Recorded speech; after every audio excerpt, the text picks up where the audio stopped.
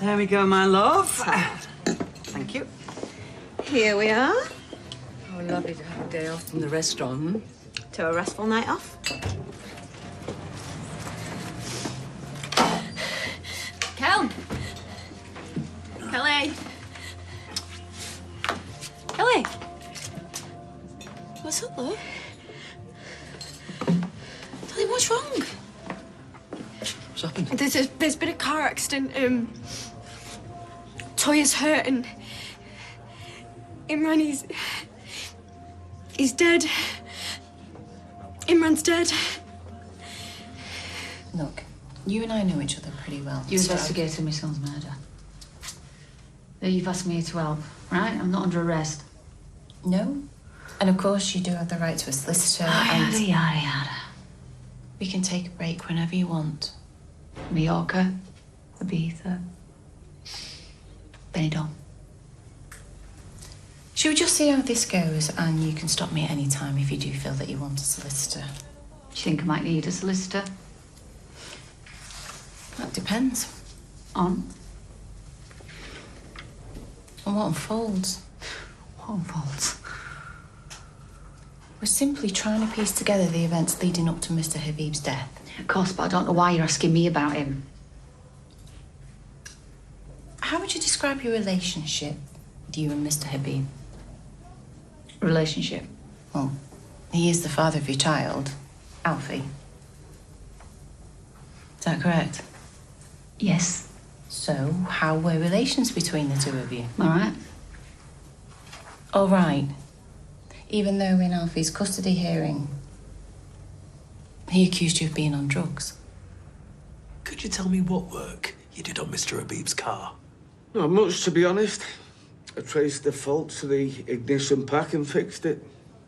What was the fault? Just a loose connection. Clipped it back in, sorted. And the brakes? What work did you do on them? Brakes? Never touched the brakes. Could there have been anything you did that may have interfered with the brakes and stopped them functioning? I only fixed the ignition. I didn't touch anything else. I just can't... It can't be true. It's not true, is it? Such a lovely man. The best. And I'm so sorry. It's fine, these things happen, don't they? First my dad and then my mum and now Imran, these things just happen. Kel, it's all right to feel things, you know. Okay, we're here for you. Absolutely. You're part of our family. You saw Mr. Habib earlier today? Yeah. What time? Around 11-ish. Where? Me flat.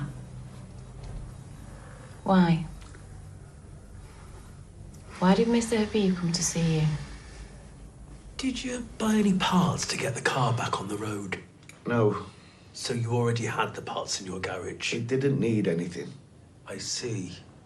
So it'd just be your labour we'd find on the bill. I take it you do invoice your customers. I was doing it as a favour.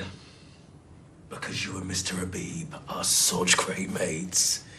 With him fathering a child, with your wife. Imran came to see you to talk about Alfie. About you taking Alfie away. You were planning on taking Alfie and leaving Weatherfield for good, is that right? Look, I know what you went through when you lost Seb. And I know how desperate you'd be to not lose Alfie. You'd do anything, wouldn't you? I wouldn't kidnap Alfie. I wouldn't. Did you tamper with Mr. Habib's car? How do you mean? Did you sabotage Mr. Habib's car, making it unsafe? Why would I? To get rid of him? What? No! I'm not sure I believe you. I'm telling you the truth. You deliberately disabled the car, allowing you to take it back to your garage where you tampered with the brakes, directly leading to Mr. Habib's death. That's what happened, isn't it? No. Well, the brakes didn't work. Well, what do you mean the brakes didn't work? We suspect they may have been disabled. What? I clipped a connection back on, that's all. How long did that take? A second. And how long did it take you to diagnose the fault? Couple of minutes. So 10 minutes tops? Yeah.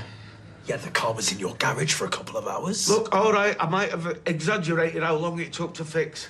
But that was so Abby could have a bit of time with Alfie. But if you're lying about that, how do I know you're telling the truth now? You'll have some sort of crash team investigation on it, won't you? The whole CSI lot. They'll be able to tell you I never touched the brakes. The car is so severely damaged, it may be difficult to know with a high degree of certainty that the brakes weren't tampered with. Well, it's not to do with me. I didn't touch the flaming brakes, I swear. I didn't touch the brakes.